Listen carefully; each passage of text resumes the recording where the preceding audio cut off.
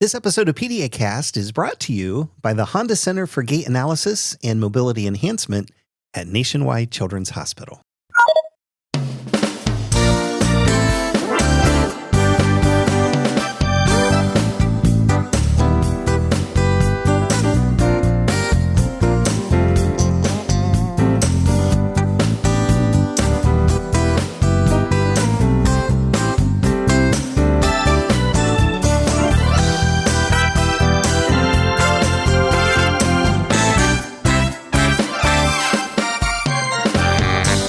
Everyone, and welcome once again to PediaCast. We are a pediatric podcast for moms and dads. This is Dr. Mike coming to you from the campus of Nationwide Children's Hospital. We're in Columbus, Ohio. It's episode 580. We're calling this one Gait Analysis and Mobility Enhancement. I want to welcome all of you to the program. So as you know, getting from point A to point B through walking, running, and other forms of movement are an essential part of childhood development and wellness. This week, we are going to explore pediatric gait analysis and how the Honda Center for Gait and Mobility Enhancement at Nationwide Children's Hospital is helping children with complex medical conditions improve their movement and their quality of life. From high-tech tools to research, multidisciplinary care, and future innovations, we'll cover all the things related to gait analysis and mobility enhancement for kids and teens, but as I learned during the interview, for adults as well. So we've got a little bit of something for everyone, and in our usual PediaCast fashion, we have some terrific guests joining us for the conversation. Dr. Sean Tabaie is an orthopedic surgeon and medical director of the Honda Center at Nationwide Children's Hospital. Kirsten Tulchin-Francis is director of the Honda Center and also research coordinator for orthopedic surgery. And Jessica Lewis is a physical therapist helping kids and families impacted by mobility issues, all of them from Nationwide Children's. Before we get to our guests, I do want to remind you the information presented in every episode of PediaCast is for general educational purposes only. We do not diagnose medical conditions or formulate treatment plans for specific individuals. If you're concerned about your child's health, be sure to call your healthcare provider. Also, your use of this audio program is subject to the PediaCast Terms of Use Agreement, which you can find at PediaCast.org. So let's take a quick break. We'll get our expert panel settled into the studio, and then we will be back to talk about pediatric gait analysis and mobility enhancement. It's coming up right after this.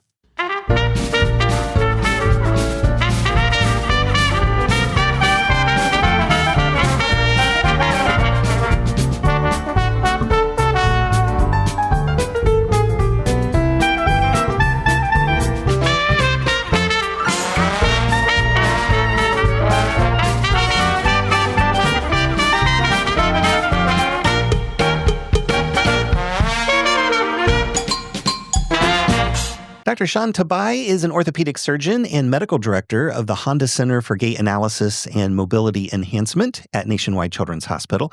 He is also an associate professor of orthopedics at The Ohio State University College of Medicine. Kirsten Tulchin-Francis is director of orthopedic research at Nationwide Children's. She also directs day-to-day operations at the Honda Center.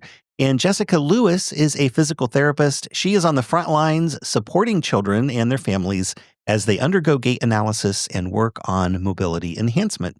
That is what they are all here to talk about: gait analysis, mobility enhancement, and the Honda Center at Nationwide Children's Hospital. Before we dive into our topic, let's offer a warm PediaCast welcome to our guests. Thank you all so much for stopping by today. Thank you for having us, Dr. Mike. Really excited to be here. Thank you so much. Yes, thank you for having us, Dr. Mike. Yeah, we are really excited to have all of you here. Dr. Tabaie, I wanted to start with you. What exactly is pediatric gait analysis, and why is that an important thing? Yeah, again, thanks for having us. We're really excited to talk on this really important topic for all of us. So, I guess pediatric gait analysis falls under just gait analysis in general. Obviously, as humans, walking is such an important part of our daily routine, and especially for children, having them walk and play is such a important role as for us as orthopedic surgeons to continue to maintain for the children that we take care of. So pediatric gait analysis is just a formal way to analyze a child's walking pattern to ensure that they're maximizing their efficiency, to ensure that they're as active and healthy as they can possibly be to allow them to continue to be children and be active as they grow up. Yeah, absolutely.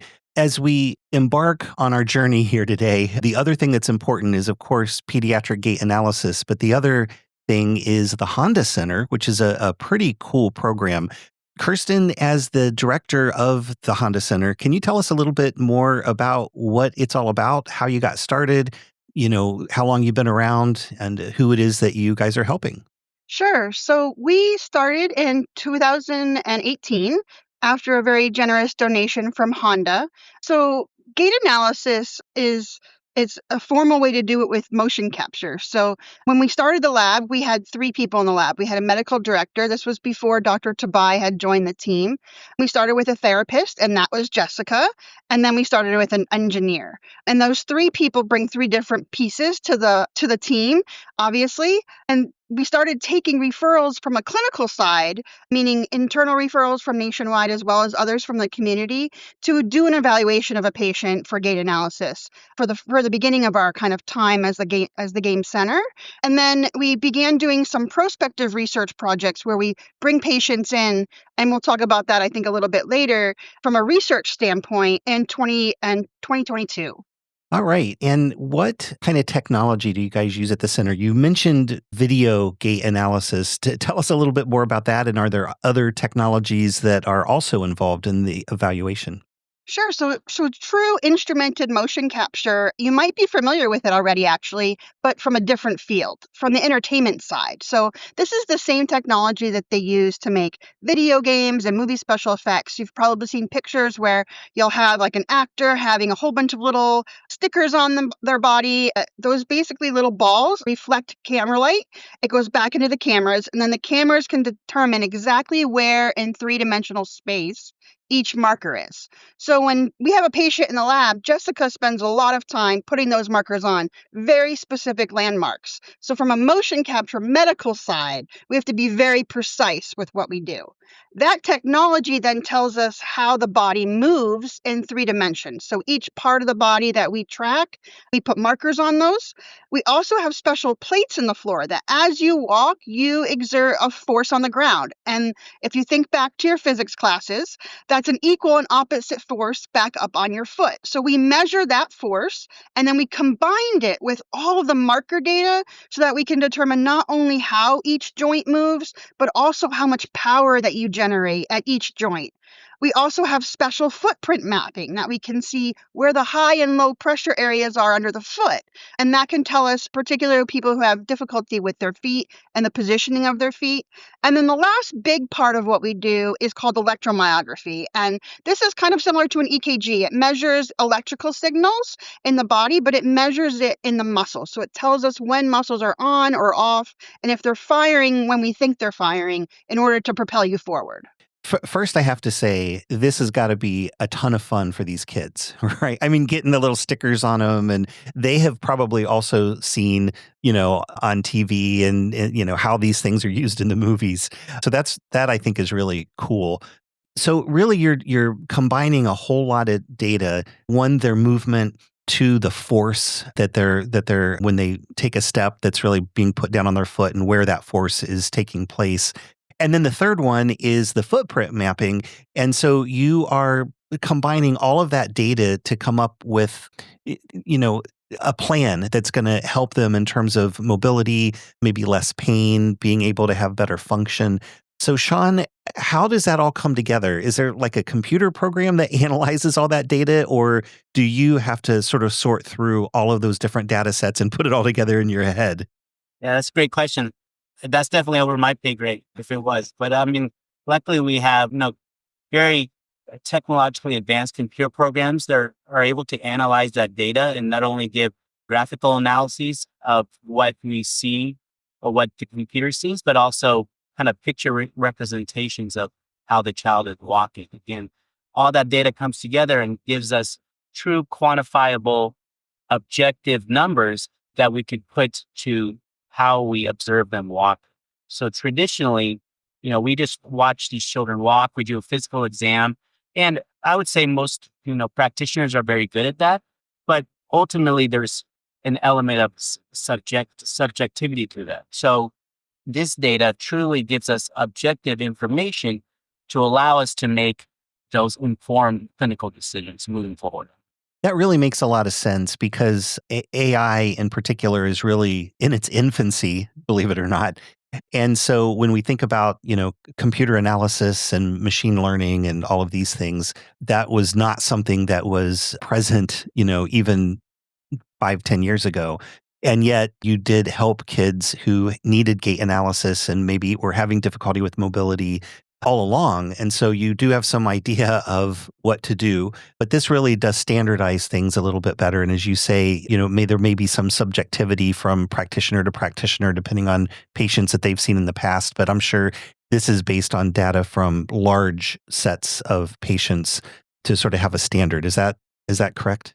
It is correct. I mean, really the basis of the motion analysis is normal motion. And every Gait center has a large library of, data from normal patients, quote, normal patients walk. So you're really basing it on those normative values. And I think that's really important. You got to also understand our body is the ultimate machine, right? So when we walk, there's multiple different levels that are contributing us to propel us forward. Our feet, our knees, our hips. So it's how it works together. And oftentimes it's hard, we focus on one anatomical area. However, there's multiple levels that are contributing to that. And the motion analysis really allows us to hone in to everything together versus focusing on one area that's, sometimes just more obvious to us than you do. Yeah, absolutely. And one of the things I would imagine that becomes important is that kids might have pain and difficulty at a location that is not necessarily where their mobility issue is. Because let's say you have difficulty moving your left foot, then you may put more stress and strain over on the right side. And so it's really important not only to get all this data, but I guess the fourth piece of data that's really important is hopefully for the patient to be able to tell you, hey, this is where it hurts, this is what's happening. And then you can kind of make an inference based on the data that you're getting and what the computer spits out. So then how is it that you use that data and what the patient is telling you to then make clinical decisions on what to do to help them? I think that's a great question. So, everything that we do, or at least I do for a good subset of my population, is based on research that has come out. It's called a diagnostic matrix.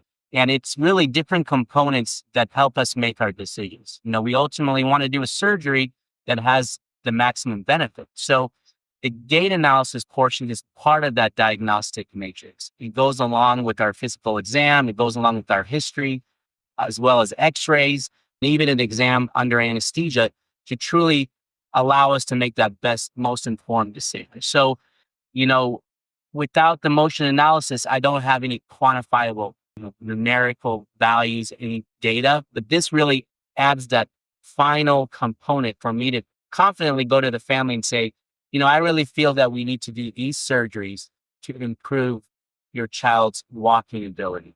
And without it, ultimately, there's a little bit of a guessing game, and this really brings and wraps everything. Yeah, it's really, really cool. What makes the Honda Center unique in terms of collaboration? So I'm sure that at a lot of institutions, there may be a gait analysis lab that's, sort of a simple lab. It's just collecting the data. And then that goes over to orthopedics, and then they may refer someone over to physical therapy. In terms of collaboration, having a center that sort of houses a program and you guys can all work as a team, how is that different than other places, and what is the advantage of that for patients and families? You brought that question up because I spent 8 years at Children's National Washington, D.C., and one reason I came here was because of the Honda Center. And what makes it unique is the multidisciplinary approach, having experts in areas outside of orthopedics that I can work with to really identify the pathology we're seeing in these children to make informed decisions, but also having colleagues that not only do clinical work, but research. The basis of anything in medicine, as we know, is research and having the foresight to think of ideas ahead of time so we can come up with answers and hopefully apply it to our clinical populations. And that's the great thing about the Honda Center. There's experts in different aspects that I'm not really familiar with. And we come together and we make these decisions together. So, and that's what I try to relay to families is that, you know, I'm hopefully good at what I do of orthopedic surgery, but in order for us to get the maximum results, I want to bring in everyone else that allows us to make a shared informed decision. Yeah, absolutely. So just a couple of follow-up questions to that. First, what do you think of Columbus compared to DC? It's a little easier to get around, right? Oh yeah, very much easier. No, Columbus is great. I love that it's still a city but has a small town feel. The sports scene, even though there's not many professional teams, is still great, and everyone is very friendly. And we have a family, 3 children, so you can't beat Columbus compared to the hustle and bustle of DC. But saying that, I love DC. That'll always be a special place in DC in my heart. But I'm happy. Yeah, and you can always go visit and vacation or go back and see friends and family. Hours away drive, so it's not that far. Yeah. Yes, that's right. And then a more important follow-up question is, do you see folks from outside of Central Ohio at the Honda Center? So, you may be living in Washington, D.C., but, we have this center with a collaborative team. Is that something, do you see folks from outside of our immediate area? Oh, we do.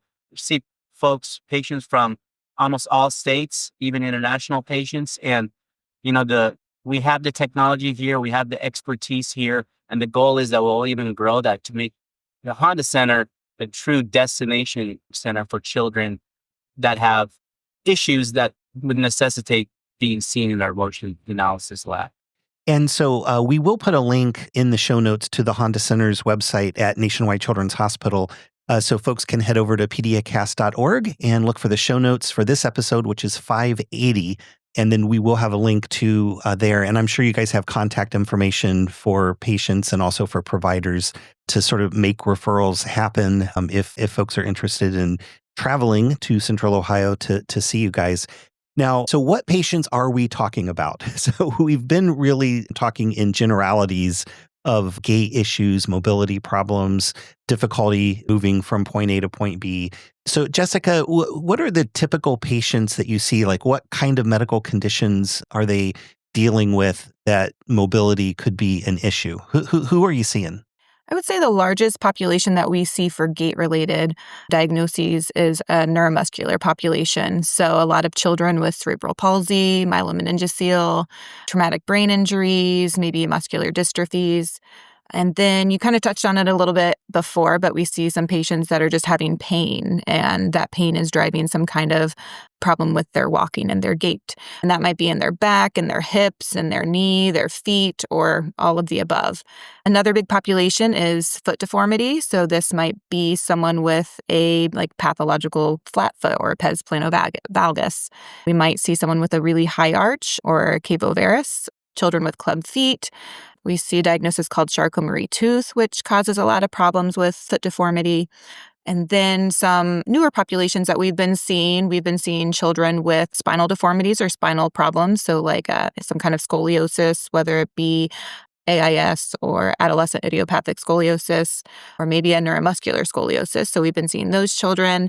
And then something really exciting coming up that we will be doing soon is we're going to be seeing children with upper extremity problems. So we're going to be seeing children with upper extremity problems. So we're going to be seeing children with something like a brachial plexus injury and be able to look at the motion of their upper extremity too. So that's really exciting and something coming up.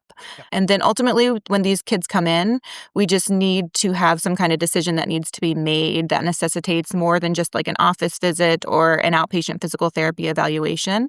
So this might be like conservative management, like bracing or physical therapy. It might be some kind of medication management, like tone or spasticity management. Maybe they might need Botox injections to muscles, not the face. And then there might be some surgical decision planning that needs to be made as well. Yeah. Yeah, and so folks understand Botox paralyzes muscles, and that's how it helps to get rid of wrinkles. But in this case, we may want to keep, especially if there's like a muscle spasm, then there's going to be a lot of issues relaxing that and using that muscle appropriately. And so Botox, by paralyzing a particular muscle, can help with mobility. Did I sum that up correctly? That's correct. Yeah. Some children have just overactive muscles or spasticity, and the Botox injections can definitely help kind of control those muscles, relax those muscles so they're not on all the time, and it helps with mobility. Now, there are a lot of kids with mobility issues, and so there may be some parents like, oh, this is something that might be able to help my child. Are there particular criteria for what kids are really the best candidates for the kind of work that you do in terms of helping them? Definitely. So the biggest criteria for the Gait lab is ultimately, can they walk? So as long as your child's able to walk around like 10 to 15 feet at a time, that is what we're looking for. And breaks are okay. If they can walk short distances but then need to sit and rest, that's totally fine. Mobility devices are also okay to have as long as they're not so like all-encompassing where they're covering hips, where we would have to have the marker placement.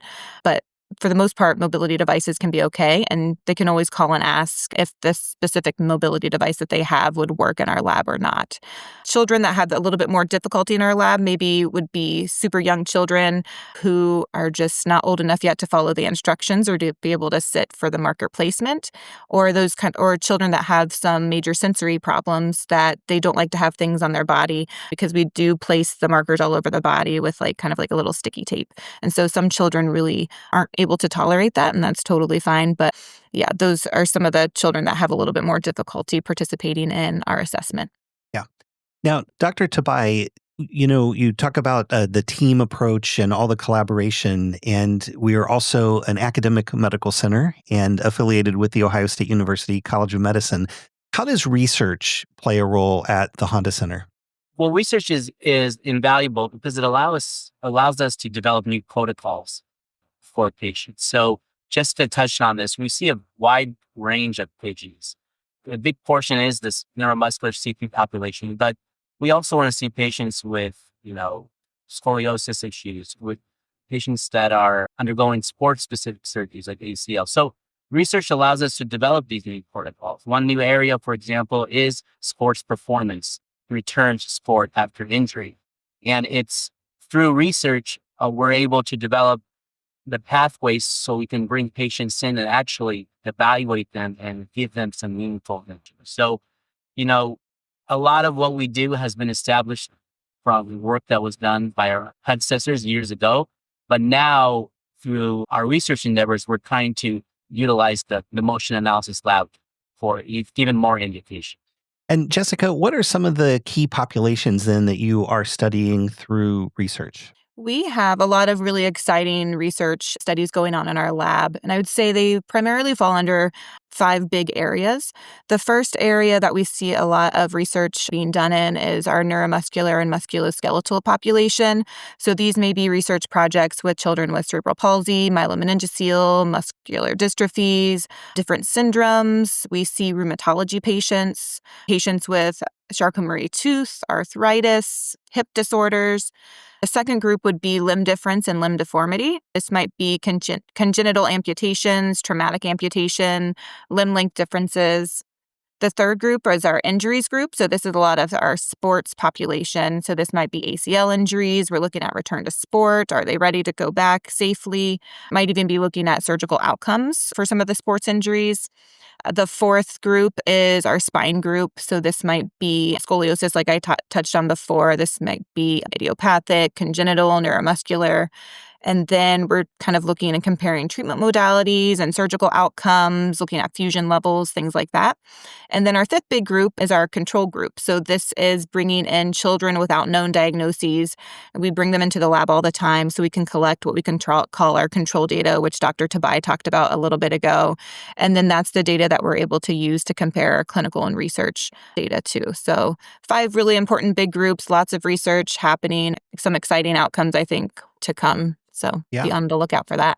I think about with all these various populations that you're studying, that there are these are disease processes oftentimes that go from childhood into adulthood. And a lot of patients continue to see their pediatric providers even after they're 18 to 21 years of age. Do you see adult patients if they are followed by folks in a pediatric setting, or do you have a hard limit at 21 years of age and then you can't be seen? We see anyone and everyone. A lot of our research studies, it's basically birth or walking to 99. So if you fall in that category, if you just turned 100, then sorry, you're out. But we actually see a lot of adults with maybe more pediatric conditions. We also have a nice relationship with Ohio State and their physical medicine and rehabilitation program there. So we've seen some adults with adult onset dystonia or just different conditions that may kind of hit more in adulthood. So we definitely are not just limited to the kids, even though that's a large part of our population. We see adults as well. Yeah, that is really, really cool and a great service for everyone. And then, Jessica, how does the research part of the Honda Center and the clinical support part of the Honda Center help each other? So at the Game Center, I'd say research and clinical services really go hand in hand to enhance patient care and then to advance our scientific knowledge. So our clinical evaluations, it generates high quality data that both informs the individualized treatment plans and potential research studies. And then the research findings, in turn, they help refine our gait and motion analysis strategies, as well as our surgical recommendations, orthotic design, and then approaches to rehab. So our clinicians and researchers collaborate very closely to form these clinical and then also research questions. And then we're able to apply those research questions directly to practice to help practitioners. So I feel like the integrated model that we have really helps support evidence-based care. It facilitates longitudinal data collection, and it really creates that interdisciplinary education and innovation and pediatric mobility. Yeah, all very important things, and they really do help each other. It's a symbiotic relationship for sure. Kirsten, we talked a little bit about some of the technology that you guys are currently using. What's on the horizon? Are there new technologies coming forward? Are there different ways that we're going to be able to use the data that we have? And especially as AI becomes more and more sophisticated, what do you see in terms of the future of gait analysis? Well, I think you've really hit it on the head there. The artificial intelligence is going to be driving changes in motion capture in the next probably decade. Right now everybody has a smartphone on them. They can pull out their video camera, they can take a video, they can slow it down. But what instrumented gait analysis provides is that three-dimensional. You can't get that video from above. You can't see the rotations. So having multi-camera systems is really imperative still. The single camera smartphone apps, and there's hundreds of them out there that you could download, they're not valid yet, especially not for clinical care. They might be good for a coach to use to improve someone's baseball swing, but they're not there to provide clinical feedback and decision making. There's an intermediate, though. We're getting there, and that is a multi-camera markerless system. So you've heard us talk about putting the markers on. Now we do have the technology where we have 8 cameras around the room that are all integrated with each other, and combining that information through artificial intelligence can get us closer to what we can get with markers.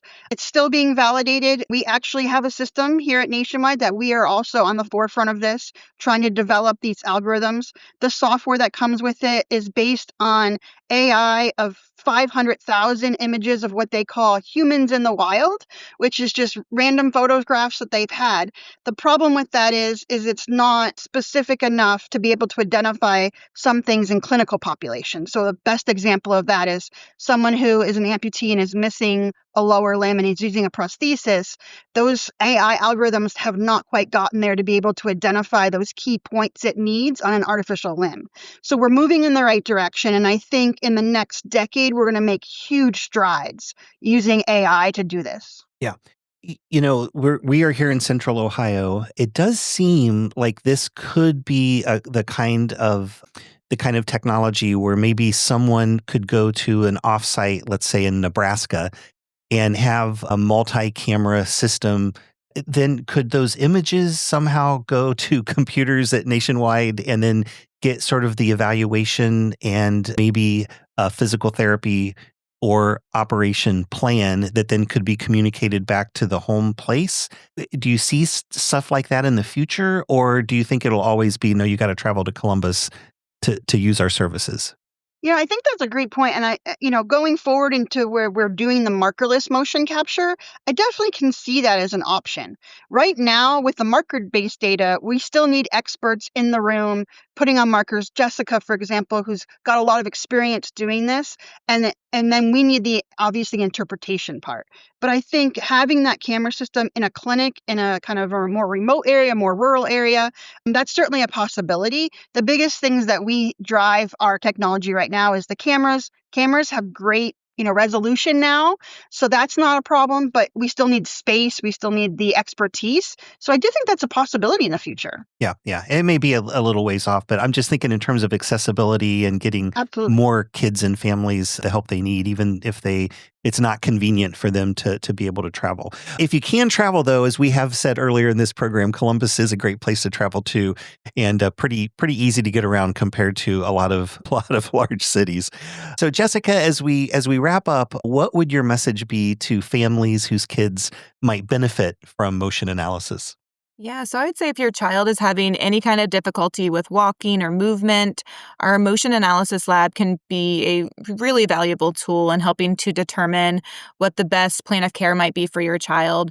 We have a really amazing team here. It includes orthopedics, physical medicine, engineering, neurosurgery, physical therapy. We have orthotists. Everyone on our team, they're really great and they're dedicated to helping improve the quality of life and care plans for kids that we see. So we would love for you to be here. We'd love to be a part of your kid's journey, especially towards better mobility. And then we have exceptional care that is science-based and personalized. So if you think any kind of analysis might be beneficial, talk to one of your child's care providers and then come and see us. Great. Well, we really appreciate all three of you stopping by today. Once again, in the show notes over at PediaCast.org, look for episode 580, and we will have a link to the Honda Center for Gait Analysis and Mobility Enhancement. We'll also have a link to orthopedic surgery and physical therapy at Nationwide Children's Hospital, so be sure to check those links out. So once again, Dr. Sean Tabaie, orthopedic surgeon at Nationwide Children's Hospital, and Kirsten Tulchin-Francis, director of the Honda Center, and Jessica Lewis, physical therapist. Thank you all so much for stopping by today. Thank you, Dr. Mike. Thanks for having us and letting us share what we do. Yes, thank you.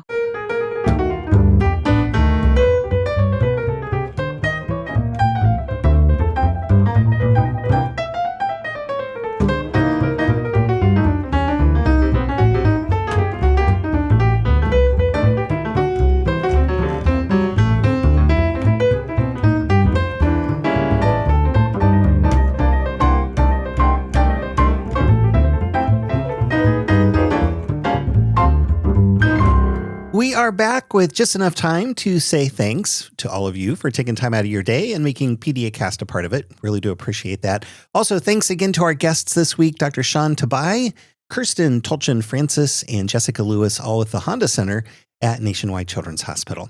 Don't forget, you can find PediaCast wherever podcasts are found. We're in the Apple Podcast app, Spotify, iHeartRadio, Amazon Music, Audible, YouTube, and most other podcast apps for iOS and Android. Our landing site is PediaCast.org. You'll find our entire archive of past programs there, along with show notes for each of the episodes, our terms of use agreement, and that handy contact page if you would like to suggest a future topic for the program. I also want to mention over at YouTube, we are doing a series of videos. They're pretty short, 3 to 5 minutes each on important pediatric topics, really just the most important tips about things that parents really face almost daily, depending on your family and how active your kids may be in terms of injuries and then also illnesses and all of those things. So please do check out our YouTube channel. You'll find a lot more than just the audio podcast there. We do have some videos for you, and we are adding to that collection every week. Also, reviews are helpful wherever you get your podcasts. We always appreciate when you share your thoughts about the show. And we love connecting with you on social media. You'll find us on Facebook, Instagram, Threads, LinkedIn, X, and Blue Sky. Simply search for PediaCast. If you are a pediatric provider, a medical provider, and even if you're not, you probably, if you're listening to this podcast, I'll bet you have a pediatric medical provider. So please let them know that we do have a podcast for them too. It's called PediaCast CME. It is similar to this program. We do turn the science up a couple notches, and we offer free Category 1 continuing medical education credit for those who listen. That's what the CME stands for, continuing medical education. And we not only offer credit for physicians, but also nurse practitioners, physician assistants, nurses, pharmacists, psychologists, social workers, and dentists. And since Nationwide Children's is jointly accredited by all of those professional organizations, it's likely we offer the exact credits you need to fulfill your state's continuing medical education requirements. Shows and details are available at the landing site for that program, PediaCastCME.org. You can also listen wherever podcasts are found. Simply search for PediaCast CME. And then one additional podcast that I host is called FameCast. That's FAMECAST. It is a faculty development podcast from the Center for Faculty Advancement, Mentoring, and Engagement at The Ohio State University College of Medicine. So if you are a teacher in academic medicine or a faculty member in any of the health sciences, then this is a podcast for you. And you can find FameCast at famecast.org, and wherever podcasts are found, simply search for FameCast. Thanks again for stopping by, and until next time, this is Dr. Mike saying stay safe, stay healthy, and stay involved with your kids. So long, everybody.